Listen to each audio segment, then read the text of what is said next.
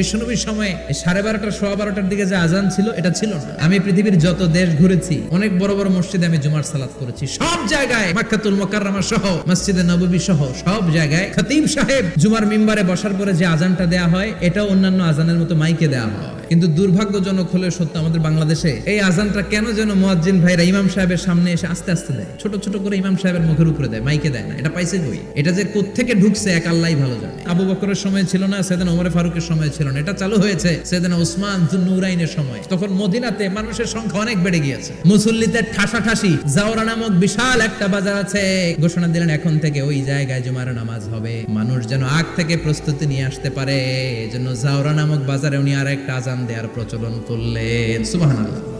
সেখান থেকে আজ অবধি আমরা এই অতিরিক্ত আজানটা দিয়ে থাকি। এটা নবীর সুন্নাত না, এটা সাহাবীর সুন্নাত। বিশ্ব নবীর সুন্নাহ মেনে নেওয়া যেমনি আবশ্যক, 4 খলিফার থেকে পাওয়া সুন্নাতগুলো মেনে নেওয়া আবশ্যক।